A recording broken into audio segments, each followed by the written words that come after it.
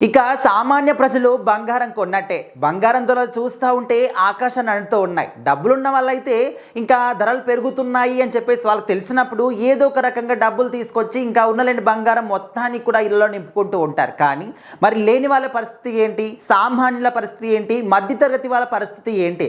ఒక ఆడపిల్ల పెళ్లి చేయాలంటే ముఖ్యంగా మన ఇండియన్ సాంప్రదాయంలో ఖచ్చితంగా బంగారం మాత్రం మ్యాండేటరీగా పెడుతూ ఉంటారు. సో మరి ఇప్పుడు పెళ్లిళ్ళ సీజన్ కూడా నడుస్తూ ఉంది. మరి పెళ్లి చేయాలనుకుంటే ఒక ఆడపిల్లని కన్నా తల్లిదండ్రులు వాళ్ళ ఇల్లు కానీ ఆస్తులు అమ్ముకున్నా కూడా మధ్యతరగతి కుటుంబంలో వాళ్ళు కనీసం బంగారం కూడా పెట్టలేని పరిస్థితి.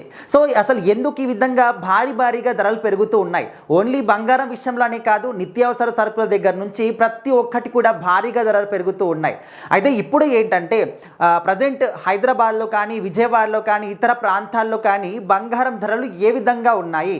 గత కొద్ది రోజుల నుంచి కూడా చూసుకుంటా ఉంటే రోజు రోజుకి బంగారం ధర కొంచెం తగ్గుతూ వస్తుంది. సో ఇప్పుడు ఏంటంటే ఉన్నట్టుండిగా ఒకటేసారి హై రేంజ్కి వెళ్ళిపోయింది. అండ్ అప్పట్లో మనం చూసాము ఒక 3 వీక్స్ 4 వీక్స్ బ్యాక్ చూస్తూ ఉంటే 1 మంత్ బ్యాక్ చూస్తూ ఉంటే దాదాపుగా ఒక తులానికి అంటే 10 గ్రాముల బంగారానికి 1,65,000కు పైగా పెరిగిపోయింది, విపరీతంగా పెరిగిపోయింది.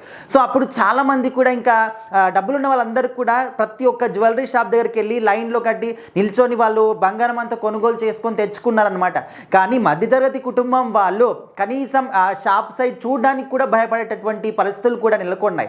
సో ఆ తర్వాత మరి ఏం జరిగిందో ఏంటో తెలియదు, కానీ రోజు రోజుకి ఒక 1,000 రూపాయలు తగ్గుతూ వచ్చిందనమాట. అండ్ ఆల్మోస్ట్ ఒక 1,20,000 వరకు అయితే వచ్చేసింది. అయితే ఇప్పుడు ఈ రోజు ధరలు చూసుకుంటా ఉంటే ఒకేసారి 1,51,000కు పైగా ఒక తులానికి పెరిగిపోయింది. అది కూడా 24 క్యారెట్స్ బంగారానికి. 22 క్యారెట్ బంగారానికి చూసుకుంటా ఉంటే ఒక తులానికి 1,38,000 వరకు అయితే ఉంది. సో ఈ విధంగా ఒక తులానికి 22 క్యారెట్ల బంగారానికి 24 క్యారెట్ల బంగారానికి 1,50,000 1,30,000 అంటే ఎక్కడి నుంచి తీసుకొస్తారు? ఇప్పుడు మధ్యతరగతి కుటుంబంలో వాళ్ళు ఆడపిల్ల పెళ్లి చేయాలనుకుంటే వాళ్ళు దాదాపుగా ఎప్పటి నుంచో వాళ్ళు కష్టపడి చెమటూడ్చి మరి ఒక 10 లక్షలు కూడబెట్టుకుంటారు. సో ఆ 10 లక్షల్లోనే పెళ్ళంతా కూడా చేయాలి, ఆడపిల్లకి అన్నీ కూడా పెట్టియాలి.